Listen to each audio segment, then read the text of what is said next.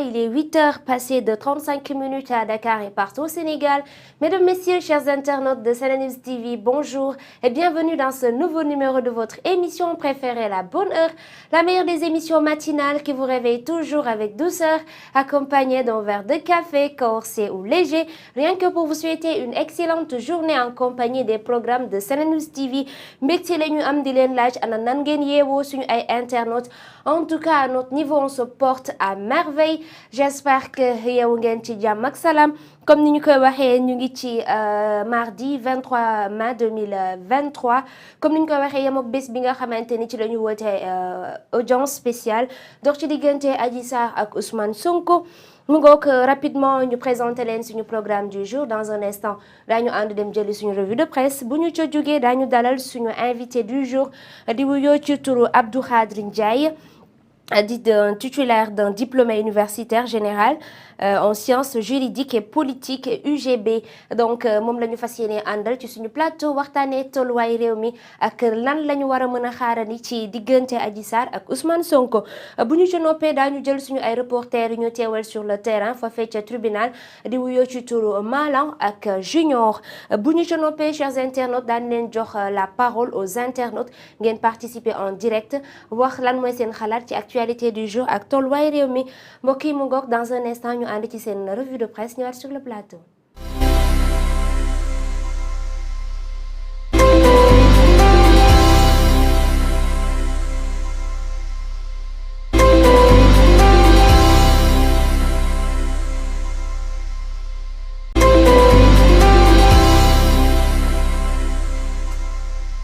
mu ngoog chers internautes de SeneNews TV comme ni ñu leen ko waxee tout à l'heure daañu ànd ak yéen ci li gën a fees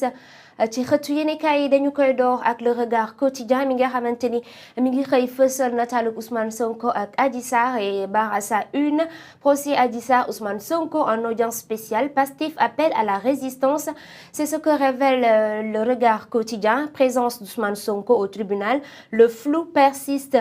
La cité Keur Gorgui barricadée, Ziguinchor affiche le calme. Encore une journée morte pour les conducteurs de deux roues yéenekaay bi mi ngi xëy xamle ay révélation ci boobule appel en audience samp ab laaj ndax Ousmane Sonko dina teew ca boobule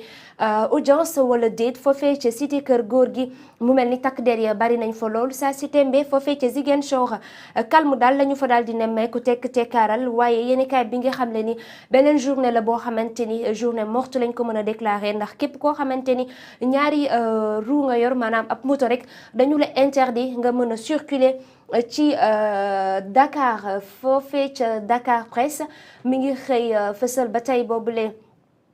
audience présence au nom de Sonko au tribunal le grand mystère affiché à la une de ce quotidien. Dakar et Ziguinchor sous très haute surveillance. La cité Keur Gorgui renoue avec les barricades. Le leader de Pastef introuvable, les cadres de son parti sonnent la mobilisation et appellent à la résistance. C'est ce que révèle la presse Dakar. yéenekaay bi di ñu xamal ni Ndakaaru ak Ziguinchor fi mu nekk nii ci xootu neen képp la ñu daal di toog cité Keur Gorgui ba tey takk der yaa ngi fay taxaw di xool leader bu Pastef di Ousmane Sonko saa si tembi kenn mënu koo teg ay gët waaye ay cadre yi nga xamante ne ñoo bokk ca boobule parti bu Pastef ña ngay sonné mobilisation la ñuy xamle moo di dañuy taxaw ngir jéem a aar seenuk leader. ñu jógee fa dem ci l'évidence quotidien ba tey mi ngi dikk ak ñun daal di ne procès Sweet Beauté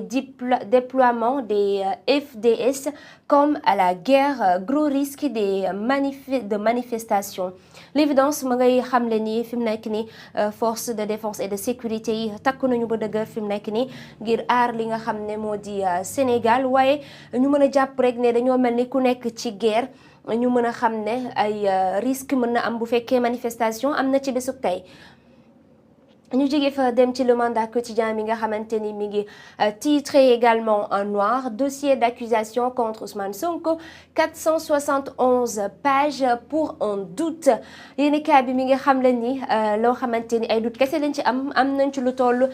ci 471 pages ñu mën ko too jàpp ci ñeenti téeméer ak juróom-ñaar fukk ak benn ci ay pages yoo xamante ni mën nañu ko wax décès du chef rebelle Salif Sadio la rébellion amputée d'un acte acteur majeur yéenekaay bi ba tey la muy xamle moo di ni ki démb daal dinañuy tàggee ki nga xamante ni moo di Salif Sadio yéenekaay bi di xam ne ni rébellion bi amputé nañu leen maanaam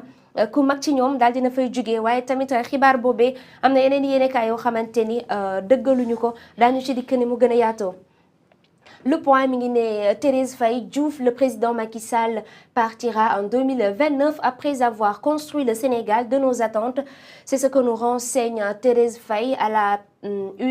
du quotidien Le Point. Notre mobilisation du 3 juin va apporter une réponse à l'arrogance politique. moom mu ngay dëggal candidature du président Macky Sall jëm ci présidentielle yi ñu dëgmal la mu xamle moo di Macky Sall 2029 la fi jógee gannaaw ba mu tegee askanu Sénégal ci yoon wi nga xamante ni moom la ñu bëgg seen mobilisation bi ñuy wàcc le 3 juin dara waralu ko lu dul apporter ay réponses maanaam jëlaangu politique gi jàpp nañ arrogance kese moo ko lal. Le quotidien conseil municipal de la ville de Dakar Barth lâché par Pastef et sauvé par Benno Bokk Yaakaar yéenekaay bi mi ngi dikk ñu ne ci li nga xam ne mooy conseil municipal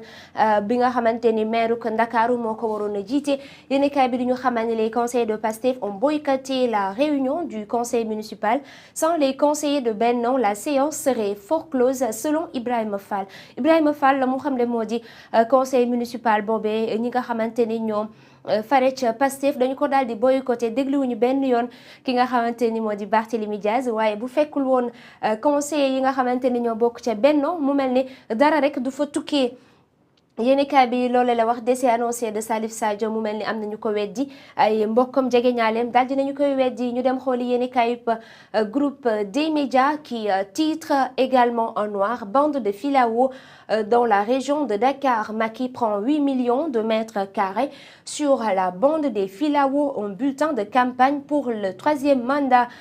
Ce simulacre de projet d'utilité publique est dénommé PUD selon Bougane Gueye Dany. Halte à l'achat de conscience alerte le président de Gëm Sa Bopp njiital Gëm Sa Bopp la mu xamle moo di président Macky Sall tibb na lu tollu ci 8 millions de mètres carrés foofee ca bande de filao yi fas yéene ko jagleel yi nga xamante ni pare nañu ngir jàppale ko soutenir ko ci ñetteeli mandat bi nga xamante ni moom la ñu dëgmal. Walf Quotidien affiche également le portrait du leader de Pastef et barre à sa une procès pour viol. Sonko snob encore la justice, un long feuilleton judiciaire en vue, calme précaire à Ziguinchor. loolee la yéenekaay bi xëy xam ne ni ab film la boo xamante ni njiital Pastef ba tey moo nekk acteur bi. L'Info Quotidien revient également sur la reprise du procès Sonko Adji Sarr. Les patriotes en ordre de bataille mu mel ni waa Pastef ni ki démb amaloon nañu waxtaan ak taskatu xibaar yi la ñu ciy sàkk moo di mobilisation ñu takk ba dëgër aar seenub leader. ñu jóge fa dem ci L'As Quotidien boycott de son procès contre Adji Sarr. Le pari risqué de Sonko, le leader de Pastef, toujours à Ziguinchor sous escorte des jeunes. Ses partisans appellent à la résistance. Ziguinchor et Dakar en état d'alerte maximale. yéenekaay bi di L'As Quotidien di ñu xam ne ni ndaw Pastef yi ak ñi nga xamante ni ñoo sopp Ousmane Sonko ña nga ca Ziguinchor ba tey ña nga ca buntu këram ngir aar seenub leader. ba tey nag Ousmane Sonko amaguñu lu leer dina wuy si am déet waaye Ziguinchor ak Dakar ñu ngi en état d'alerte. ñu jóge fa dem ci bés bi le jour ba tey ci boobule siège la ñëw affaire Sonko Adji Sarr procès double XL. Reportage à Ziguinchor, blocus continue jusqu'à la veille de l'audience. Présence incertaine du leader de Pastef même sans être condamné. Son absence le prive d'éligibilité. yéenekaay bi mi ngi xam leen ni Ousmane Sonko bu fekkente ni rek ñëwul ci bile audience mu mel ni loolee mën naa indi ay rëkk-rëkk ci éligibilité am jëm ci présidentielle yu 2024. Reportage à Cité Keur Gorgui à quelques heures du procès Ousmane Sonko Adji Sarr beignet dugub a posé un lapin à la bip. yéenekaay di xam leen ni fi mu nekk nii beignet dugub daal am na ay rëkk-rëkk wala sax am na aura boo xamante ni am na ko sur toute l'étendue du territoire. En tout cas rawatina foofee ca Kër Gorgui. ñu jóge fa dem ci Libération yéenekaay mi nga xamante ni mi ngi dikk joxe ay information ki nga xamante ni mooy directeur de publication de Yoor Yoor à la sûreté urbaine ce mardi les dessous d'une convocation à l'origine un texte signé par magistrats et intitulé chers collègues magistrats ressaisissons-nous yéenekaay bi di xamle ni ki nga xamante ni mooy di directeur bu Yoor Yoor saa si tembe dañu ko convoqué foofee ca sûreté urbaine la ko waral nag du lenn lu dul ab article boo xamante ni bind nañu ko te ab magistrat moo ko daal di signé la muy woote moo di magistrat yi nañu bàyyi xel ci tolluwaay réew mi jéem a defaraat seen toogaay affaire Sweet Beauté encore affiché à la une du quotidien Le Témoin qui titre en noir Dakar retient de nouveau son souffle comme à chaque fois que le leader de Pastef est convoqué par la justice la peur s'empare de la population et la capitale devrait avoir des allures de ville morte mu mel ni kenn du dox kenn du dem kenn du dikk kenn du xëy yenn kaay bi di xamle ni bu fekkente ni dañoo convoqué rek Ousmane Sonko Ndakaaru dafay nekk ci tension Sonko et Ndeye Khady Ndiaye attendu devant le juge sera-t-il à la barre verrouillage extrême autour du président de Pastef yéeni kaay bi laaj ndax Ousmane Sonko dina ñëw ca kanamu baar bi jàkkaarloo d'abord ak ki nga xamante ni moo di Ndeye Khady Ndiaye bu ñu fa jógee ñu dem ci beneen yéenekaay Le Quotidien Sonko absent à son procès ce matin désobéissance judiciaire le leader de Pastef n'avait pas quitté Ziguinchor hier dans la soirée Le Quotidien ma ngay firndeel Ousmane Sonko ba tey ji ñuy waxee ak yéen ma nga foofee ca Ziguinchor fas yéene wu ñoo gis benn yoon mu wuy si ci bile procès mu mel ni ba démb ci guddi rek ma nga ca Ziguinchor plus de détails à la page 7 de ce quotidien ñu jógee fa dem ci yéenekaay groupe Futurs Médias moom stratégie politique la daal di xëyee APR championne d'imitation S24 troisième mandat moo gën a wóor challenge bleu les pâles copies des idées originales de l'opposition des initiatives inopérantes pour juste se faire remarquer par le président L'Observateur mi ngi xëy xamle ni nguurug Sénégal ñi nga xamante ne ñoo ci fare wala ñi fare sax ak président Macky Sall la ñuy def du lenn lu dul toppandoo kujje gi nga xamante ni bu ñu tegee F24 ñoom ñu ne teg nañu S24 ñu teg yeneen i plateforme ñoom tamit teg nañu troisième mandat moo gën a wóor challenge bleu bi nga xamante ni président Macky Sall sol na ko mi ngi def di circuler sur la toile. yéenekaay bi di ñu xamle ni ñoom ñu farek président Macky Sall pour président gis leen il faut ñu copier li nga xamante ni moom la kujje gi di amal ngir ñu mën leen seen procès ba tey dikkaat na ci ne président bu leader bu Pastef ndax dina wuy si waaw wala déet enquête un stress sans fin nee na en tout cas nit ñi ci xottu nen la ñu toog kenn nooyeetul incertitude autour du procès Adji Sarr Ousmane Sonko ñu jógee fa dem ci beneenu yéenekaay mu Sud Quotidien moom mi ngi dikk daal di addu ci audience boobee Sonko face à son destin Pastef les patriotes réitèrent son droit à la résistance c'est ce que nous révèle Sud Quotidien ñu jógee fa dem ci beneenu yéenekaay muy l'espace mi ngi xëy addu jëmale ci Salif Sadio ñoom nag dañoo daal di dëggal xibaar bi nga xamante ni jàpp nañu ne moom daal dinay génn àddina le chef rebelle Salif Sadio n'est plus c'est ce que nous renseigne l'Espace quotidien Amadou Ba promeut l'innovation le programme xëyu ndaw ñi a créé 90 000 emplois moom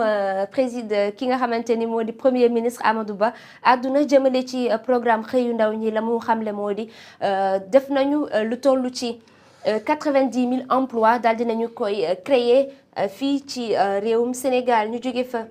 dem ci ba tey ci yéenekaay boobu mu ne les Sénégalais pressés d'observer la résolution définitive yéenekaay bi mi ngi xam le ni li ñeel procès Adji Sarr ak Ousmane Sonko askanu Sénégal ci boppam ñoo soxlaa xam ana fan la dëgg féete mbokk yi loolu moo gën a fees ci yéenekaay dans un instant daañu ànd ak suñu invité du jour di wuyoo ci turu Abdou Khadre Ndiaye nekk juriste xam naa ni daañu waxtaanee tolluwaayu réew mi ak li gën a fees ci procès Adji Sarr ak Ousmane Sonko dans un instant lay doon.